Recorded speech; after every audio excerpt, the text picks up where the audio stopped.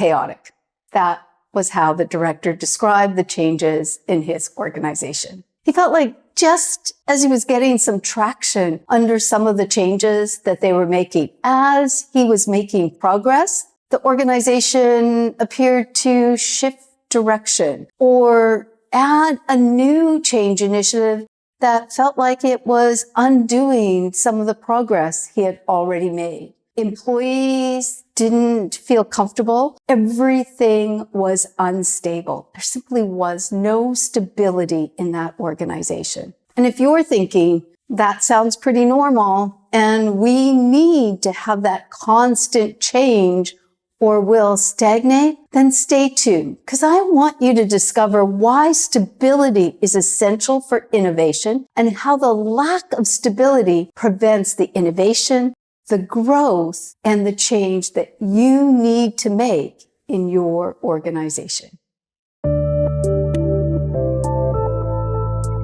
Welcome back to the channel. For those of you who don't know me, I'm Dr. Dawn Marie Turner, President of Turner Change Management and creator of the Readiness Mindset. That director's experience is not unique. I hear stories like that from many leaders and employees. This lack of stability is stifling innovation, creating employees who fear change and making your organization less responsive and making it harder to get those changes you need adopted. Right in the comments section below, if you've had a similar experience, or maybe you're having one now, stability. It's essential for change. Without stability, our safety is threatened. And instead of moving forward or towards something new and different, we protect the current state. Yet, many leaders equate stability with staying still, stagnating, or not changing.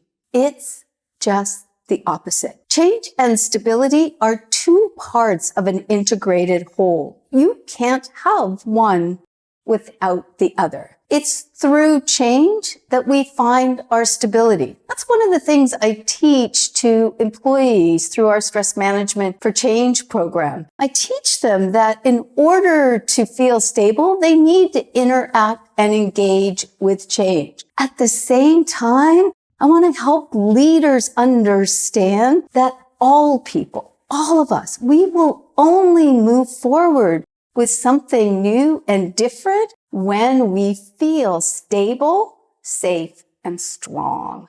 Abraham Maslow recognized this over 50 years ago when he stated, in the choice between safety and growth, safety always wins. We grow forward when our delights in growth are stronger than our concerns for safety. So, creating a safe, stable environment is what allows you to innovate, create, and sustain the changes your organization needs to stay competitive, grow, increase performance, and respond in this dynamic environment. Unfortunately, leaders' actions often are inconsistent with stability, and that will inhibit the innovation and makes the change more difficult. I want to share with you 3 things that I see in my practice that leaders engage with that inhibit the stability needed for change. The first one may be obvious. Launching too many change initiatives at too fast a pace. This usually results because of 2 things. One is the failure to account for both dimensions of change, the event and the white space. So what happens is that leaders believe that the change process is complete when the event or the implementation is complete. And as a result, because they believe the change is complete, they launch another change. However, the white space is critical because it's where integration takes place. And it's in this space, the new activities and the behaviors needed to achieve the outcome get embedded. And if that space, that white space, isn't accounted for. If you're not helping your employees navigate through that space, then those new activities and behaviors can't get embedded into your operation, and the changes won't be sustained. I've done a video on the white space and the event, the 2 dimensions of change. I'll load the link for that in the show notes below. One of the things we know and what makes that space so important is that it's the embedding of those new activities as they become a routine that allows you to get that return on investment. And if you launch too many changes too fast, then your employees will have difficulty translating the implementation and the experiences of the implementation into the collective intelligence that allows them to maintain the performance. The second action that inhibits stability in an organization and as a result limits the potential for innovation is coupled with the belief that people resist change, that leaders are working with a resistant mindset. And that is misinterpreting the discomfort that all of us will experience and express during a critical portion of the change process and labeling that discomfort as resistance. There's a period in every change. I call it the guts of the change. It's the period when, although we're engaging or we're attempting to engage in these new activities, we're still unlearning our old patterns and learning new ways of working, developing those new habits. And they're not comfortable. It's a very uncomfortable period of time. It's easy, especially if you're working with a resistant mindset, to misinterpret the conflicts, the discomfort, the complaints, your team's desire to return to their comfort zone and go back to the ways that they're comfortable with, or they even challenge the value of the change itself as resistance. When leaders label that discomfort, the manifestations of those behaviors because people are uncomfortable and the way they vocalize it as resistance, I usually see leaders take one of 2 actions. They either ignore the complaints, believing it's resistance, and push through harder, or they stop the change process in an attempt to restore balance. Both these actions have the opposite effect. So the solution to create the stability needed to enable the innovation and those changes to be sustained is to plan for the discomfort. That's what working with a readiness mindset does. When leaders work with a readiness mindset, they recognize that discomfort period as part of the change process. They ask before launching, what is the level of discomfort that people will experience? What can we do to minimize it? And what can we do to support them through that discomfort? Then, throughout the change process, they actively listen, support, and enable people to navigate through it. One vice president I worked with did this beautifully. It was a large transformation, and people were asked to do things in completely different ways. He actively listened to their concerns, and he took the actions necessary to address some of their concerns, consistent with the outcome story of the transformation.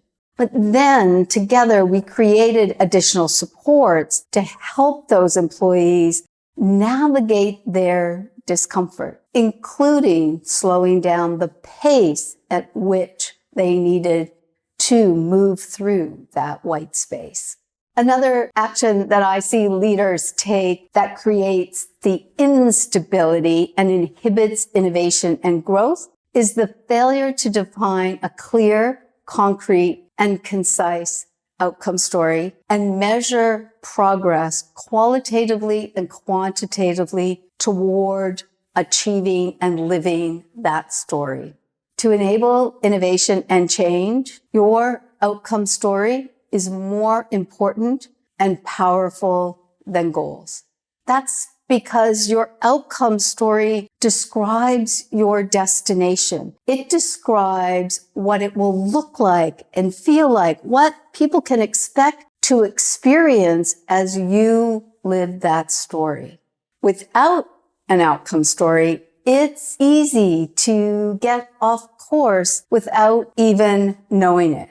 One reason is that you may respond in a manner that intuitively it makes sense, but it could undermine your overall outcome. For example, if you're in a period of intense conflict, as people are struggling with the unlearning and the relearning and the shifts in the cultural landscape of your organization, you may struggle with that conflict and in an effort to reduce it, try and get things back to where they were. Or you may interject and make a change within the change that sets a new direction and then appears to be in direct conflict with your outcome story.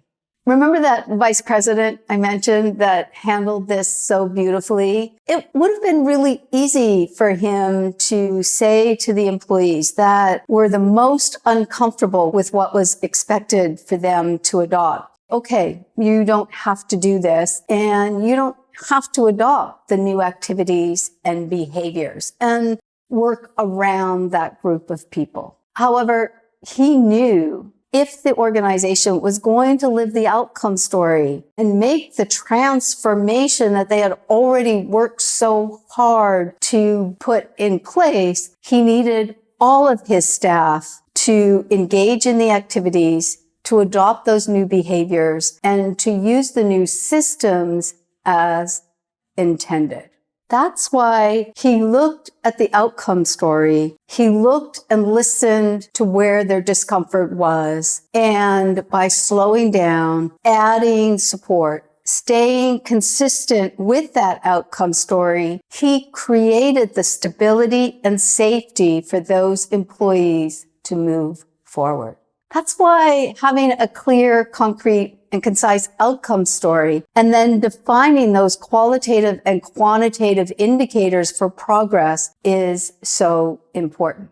Instead of asking, is this working? Or worse, stating, it's not working, what do we do? You ask, what progress are we making? Where are people in terms of the change process, the continuum of change? What additional supports are needed?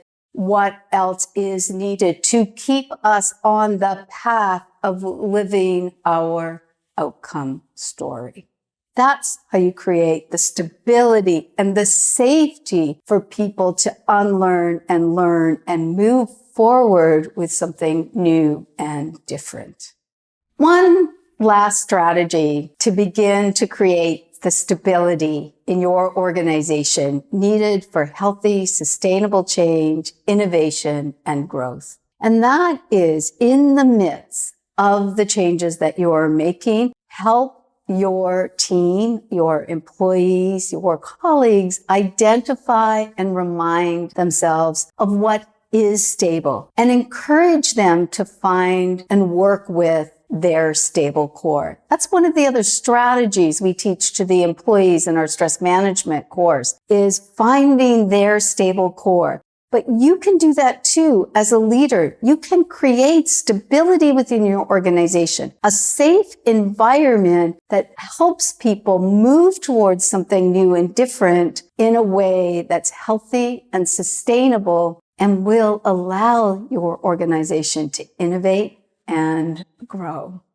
Thanks for watching. I hope you found this video helpful. If you'd like some help creating a stable, change-ready organization so that you can innovate without resistance, reach out. Let's have a conversation. Bye for now.